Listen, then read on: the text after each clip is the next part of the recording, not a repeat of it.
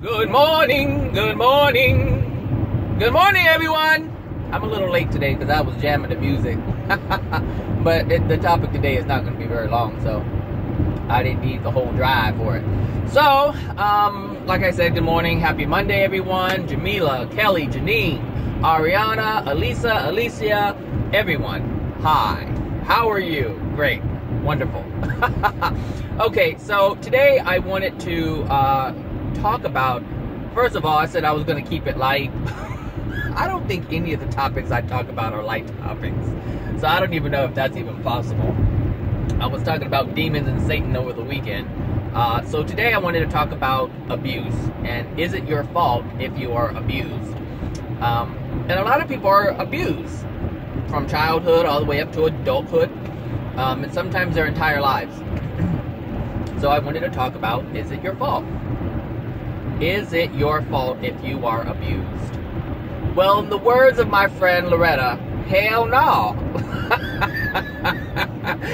It's not your fault. It's the fault of the person who is causing the abuse. And the reason why that is because they are using their free will to inflict pain upon someone else. So it's not your fault if you are being abused. However, let me close my sunroof. I don't know if this wind is being picked up. However, you have to have some type of self-accountability. You have to be accountable for what's inside of you that's attracting it. So though it may be the fault of the person who is using their free will to inflict pain, it's not about blame. We can't, I think, well, no, I know that's part of the issue is when we say it's someone's fault, then we automatically release ourselves of any type of accountability. And that is not the way to go. Because you're ignoring it. You're ignoring the fact that you have been hurt or abused in any way, shape, or form. And what you're saying is the person's fault, and so it doesn't have anything to do with you. But it has everything to do with you. It has everything to do with you because that which resides within you is what is attracting the abuse in the first place. But what you do not have control over is the free will of those who commit the abuse. But you are a part of it. You are the cause of it. So though they may have done the act, you attracted the act. And so there has to be some type of accountability of self in this regard. In every regard when it has to do with you.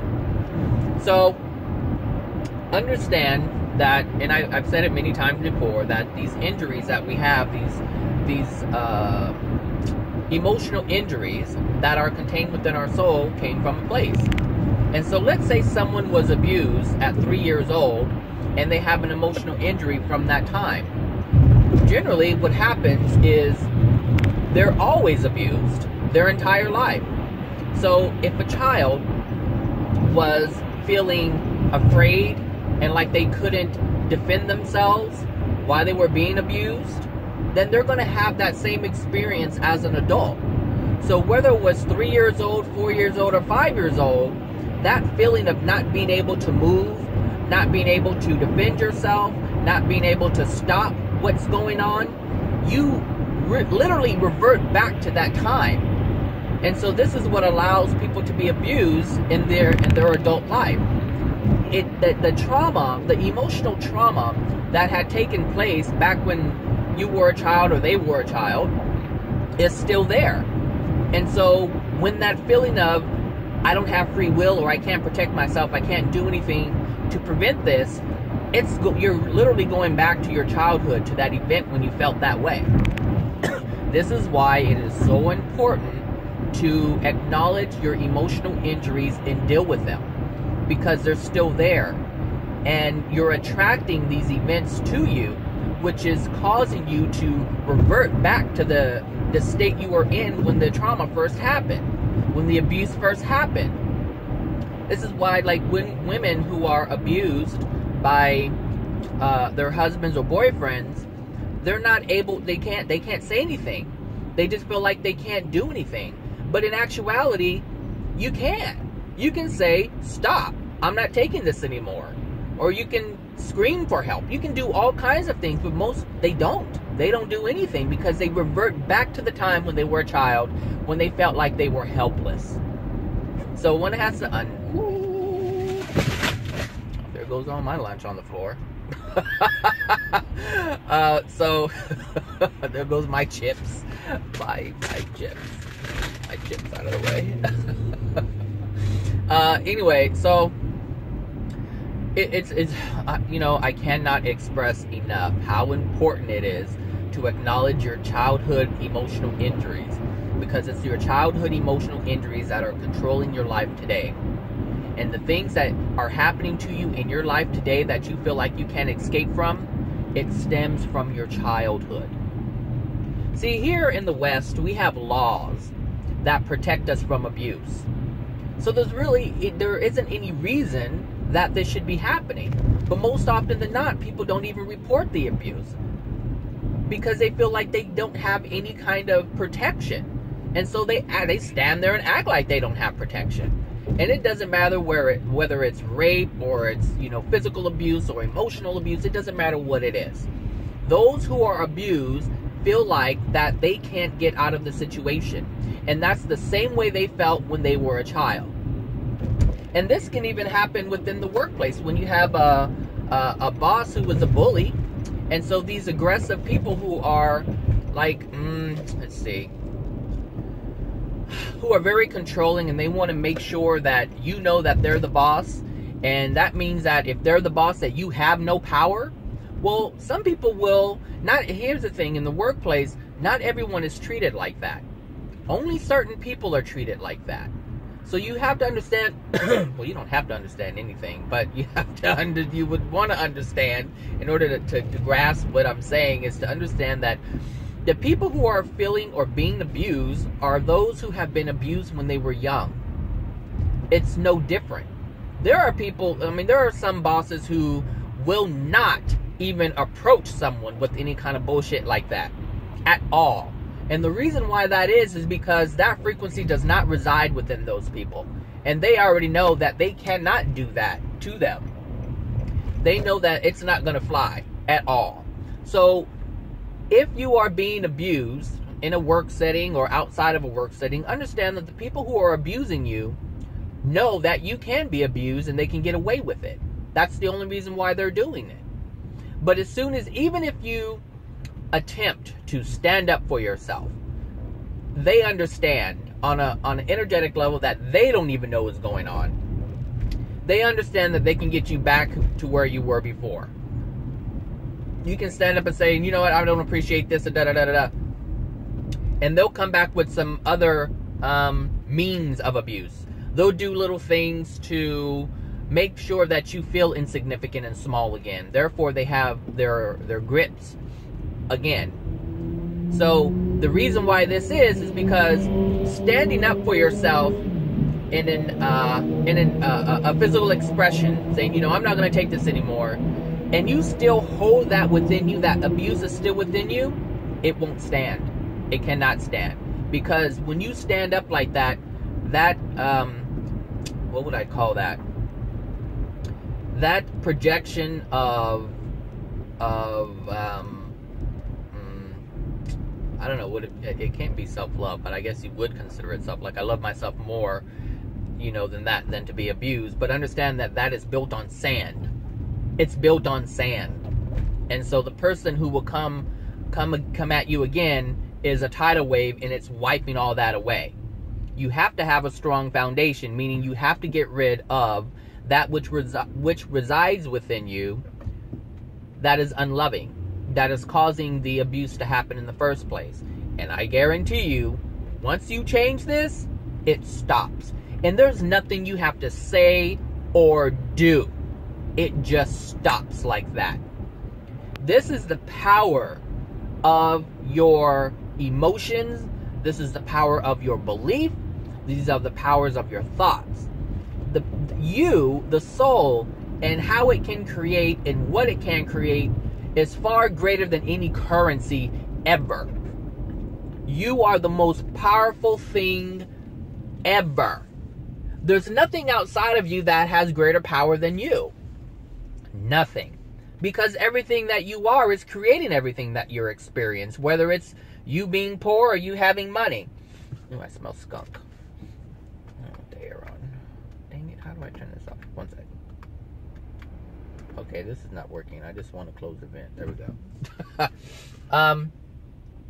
So, yeah, that's what I wanted to talk about. Abuse. Abuse. It's not your fault, but that doesn't mean that you blame the other person and you just let it go and say, well, you know, it's because they're evil. Well, yeah, they are evil to even do those things. Absolutely. But that evil is being called to you because you hold something within you that's allowing that to happen. So if you were prey, if that's what you were when you were a child, prey, then you're going to attract a predator. That's just the way it is. And just saying, you know, standing up for yourself without believing that you're worth more, like I said, it's built on sand. And so it will not last. It can't stand. You have to have a solid foundation, and that solid foundation is how you feel about yourself inside. And that emotional injury is compromising your joy, your happiness, your protection. Is compromising everything. Anything unloving within you is compromising you on many different levels. Even if it's anger, that the pain that you have, that you've glossed over and you haven't, you denied it, that anger that comes out, that is compromising you. Because the root of the issue is an unloving emotion that's within you, and that unloving emotion is pain. And you have to get rid of that pain. You have to access it and get rid of it. Everything unloving is compromising you. Your success, your joy, your happiness, your friendships, your relationships with your family, with your friends, is compromising everything. Every single thing. Every single little argument or disagreement that you have with anyone is based on something unloving that you have experienced in your life. Everything. Every single thing. Once you get rid of these unloving emotional injuries, then you won't care what anybody says. There's nothing within you to be triggered because you've released all the unloving things. And so this is the goal, is to get rid of these unloving things that dwell within you so that you're not triggered. But every single time, I mean every single time that someone does or says something, even if it's not towards you, you're going to get triggered. You're going to get irritated. Even if you see someone else being bullied or abused, mistreated, you'll get angry, like, oh, that just irritates me when people do that. Understand that you're irritated because there's something within you that has experienced this. And this is the anger that I'm talking about. The anger that comes out, that is a suppression of their original emotional injury. So at some point, you were bullied, you were mistreated, and you never dealt with it. And now the anger is there. And so every time you see something and you get triggered, it's letting you know that there is something unloving within your being. And now it's your responsibility to take it out. It is. It just is. You can believe me or not, but like I said, it's your life, it's your soul. And you have to deal with your actions or inactions in this regard. That's just the way it is. That's just the way it is. Oh gosh, it's supposed to rain. I'm so excited. Let me see. Is there anything else I can say about that?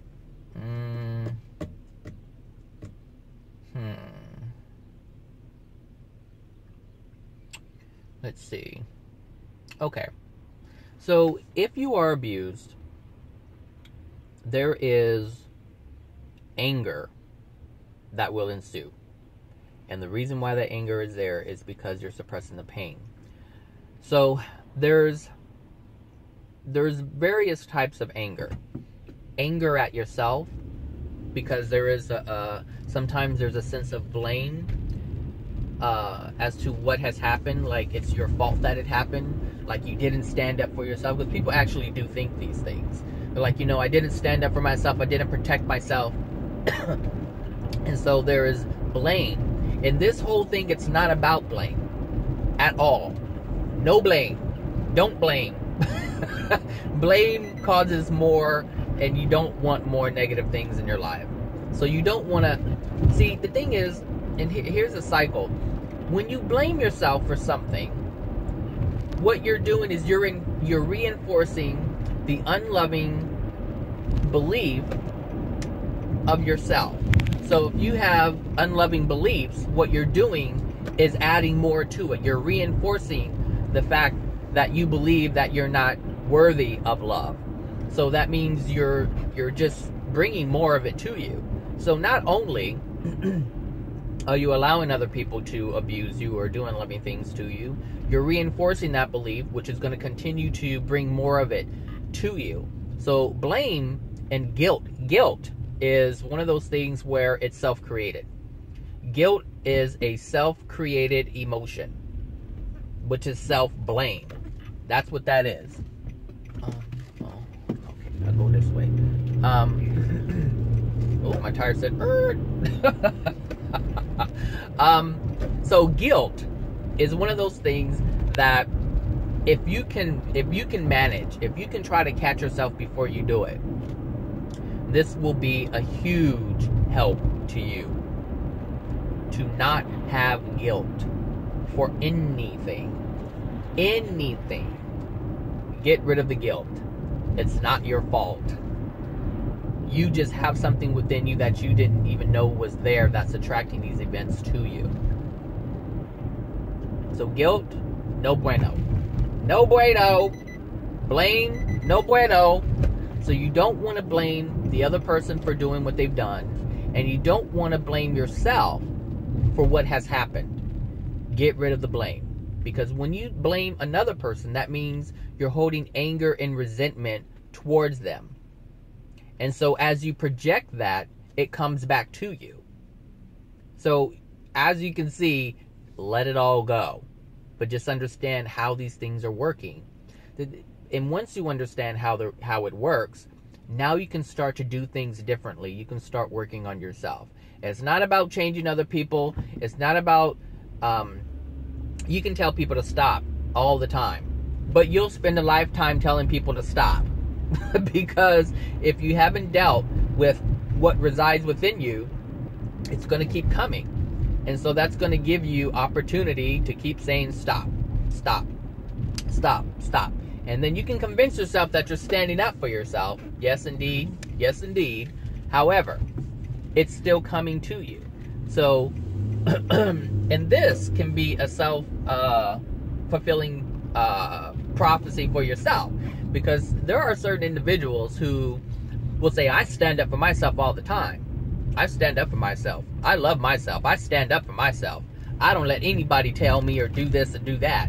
But understand that for you to even say that, that means that you are attracting experiences to you for you to have to stand up for yourself. Which is completely different than you not ever experiencing these things at all. So this is one of those things where you believe that you are strong. If you believe you're strong and you stand up for yourself and you don't let anybody tell you what to do, then in order to have that belief, you're going to have experiences that allow you to even be able to say that. So that means that you're attracting negative experiences where people are trying to take away your free will, and which gives you the opportunity to say, nope, I don't know who you think you are. I'm not doing this. And there's a sense of anger there. And so,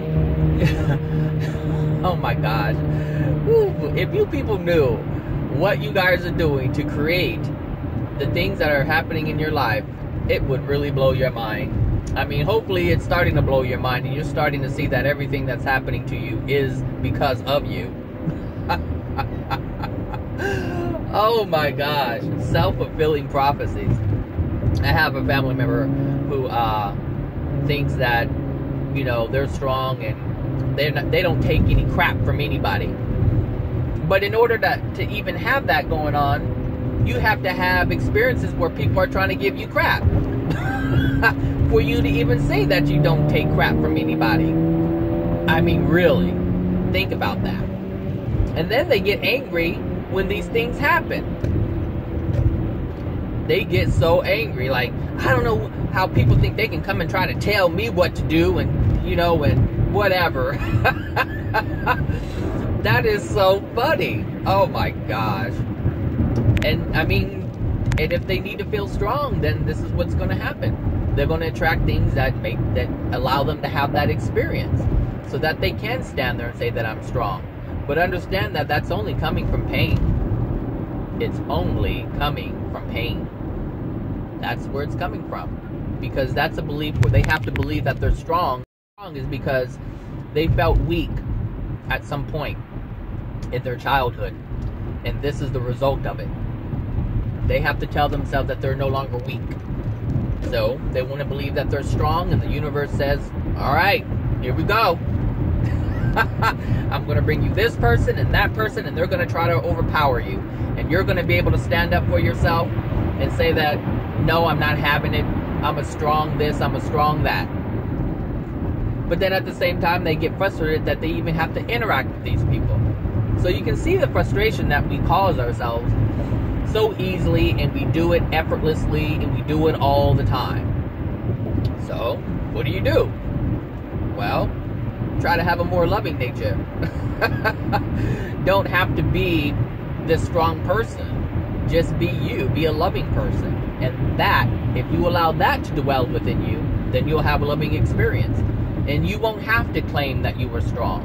You will not have to be this strong person, because you won't have experiences that cause you to be that strong person. You understand? Who wants experiences like that where they have to tell themselves they're strong? Anytime you have to, you say, I'm strong, that means that you're having an experience where people are trying to show you your weakness. And in actuality, that is your weakness. Anyway, I'm so done. This oh my gosh, you guys are so loved. Oh my gosh, you guys are loved. Oh my goodness. Yeah, you are loved. And all of your naivete, you are loved. Work it out, people. Work it out. All right, have a great Monday, a great week, and I will talk to you guys later. Bye now.